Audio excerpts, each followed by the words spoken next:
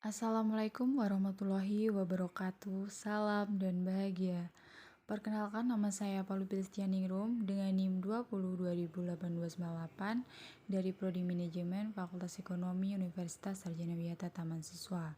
Di sini saya akan memaparkan hasil kerja saya terkait dengan cara beradaptasi dan memenangkan persaingan di era disrupsi saat ini dengan disertai langkah-langkah konkretnya. Pemaparan ini guna untuk memenuhi tugas UTS dari Disruptive Management.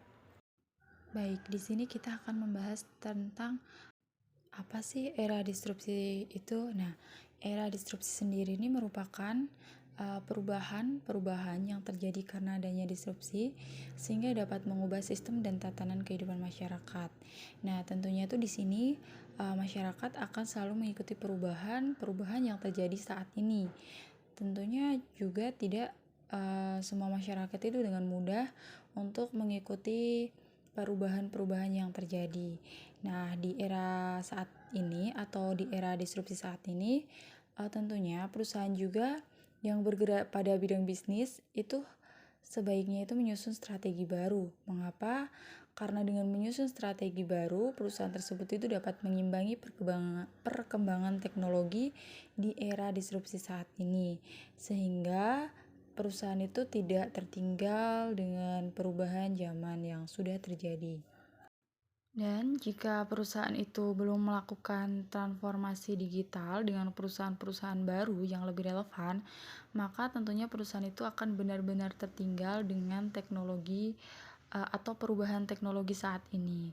Nah, oleh karena itu, di sini kita akan membahas cara bagaimana perusahaan itu menghadapi disrupsi. Yang pertama itu ada meningkatkan SDM perusahaan. Mengapa kita perlu meningkatkan SDM perusahaan? Nah, di sini tuh SDM perusahaan memiliki aspek paling penting dalam sebuah perusahaan karena dengan adanya SDM yang berkualitas, itu akan lebih mudah perusahaan beradaptasi dengan teknologi baru ataupun cara-cara baru yang diterapkan untuk menghadapi kompetitor yang lebih unggul. Dan yang kedua itu ada menerapkan teknologi digital. Nah, mengapa sih sebuah perusahaan itu perlu menerapkan teknologi digital? Ya, jika dilihat dari perkembangan teknologi yang semakin pesat saat ini, ketika sebuah perusahaan itu tidak melakukan atau menerapkan teknologi digital, maka perusahaan tersebut akan benar-benar tertinggal.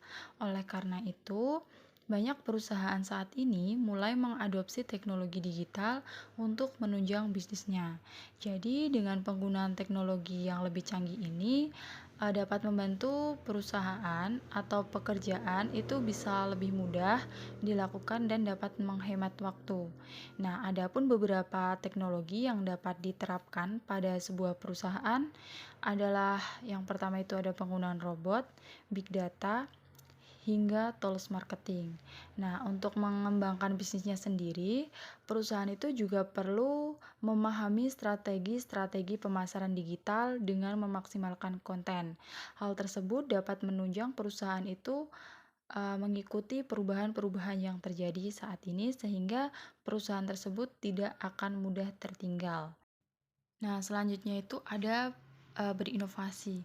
Nah, perusahaan itu perlu melakukan inovasi di era disrupsi saat ini.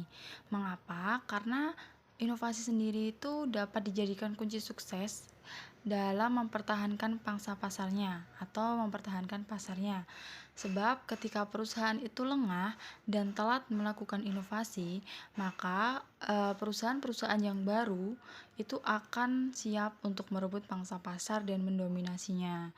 Nah, inovasi ini dilakukan oleh perusahaan juga mengikuti perubahan pasar yang terus berubah dari waktu ke waktu. Oleh karena itu, inovasi juga harus dibarengi dengan riset yang kuat. Baik, selanjutnya di sini ada cara beradaptasi di era disrupsi saat ini. Nah, yang pertama itu adalah mengasah hard skill dan juga memperkaya soft skill. Nah, hard skill sendiri adalah kemampuan yang diperoleh melalui pendidikan formal, pelatihan, dan pengulangan secara terus-menerus. Nah, pada keterampilan ini dapat menjadi faktor penentu keberhasilan seseorang di tengah persaingan ekonomi global yang beralih ke dunia digital dalam sebuah perusahaan. Nah, di sini hampir semua industri atau perusahaan itu membutuhkan pengolahan data secara digital untuk bersaing pada perusahaan lain.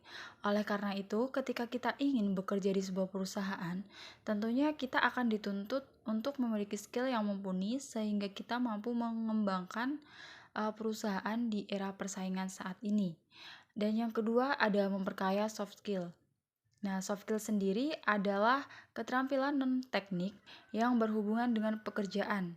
Nah, keterampilan ini adalah hasil dari pembentukan pola pikir dan kebiasaan selama bertahun-tahun.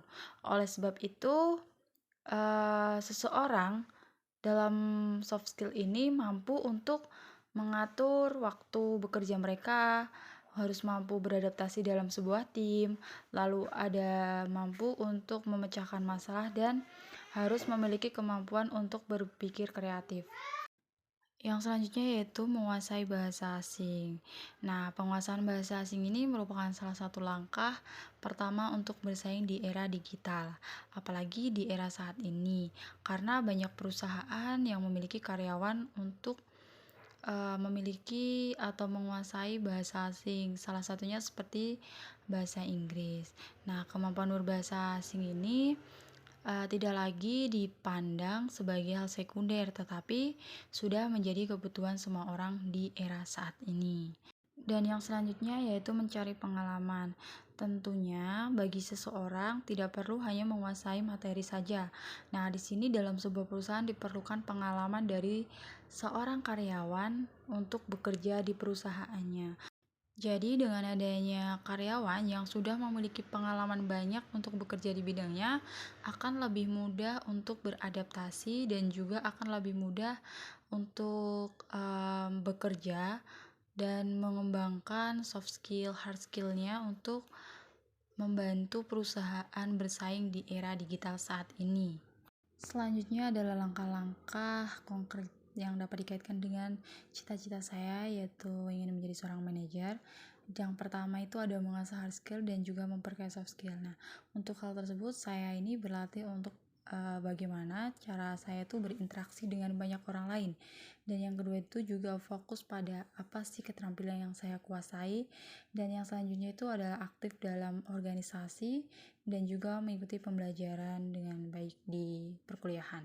Nah, dan selanjutnya adalah menguasai bahasa asing. Nah, di sini saya sudah mulai melatih bagaimana saya untuk bisa menguasai bahasa asing. Dan yang selanjutnya adalah mencari pengalaman. Nah, di sini saya berusaha untuk mencari pengalaman sebanyak mungkin dengan mengikuti berbagai macam kegiatan dalam organisasi ataupun dalam tingkat universitas ataupun di luar universitas. Baik, mungkin itu saja yang dapat saya sampaikan. Terima kasih. Wassalamualaikum warahmatullahi wabarakatuh. Salam dan bahagia.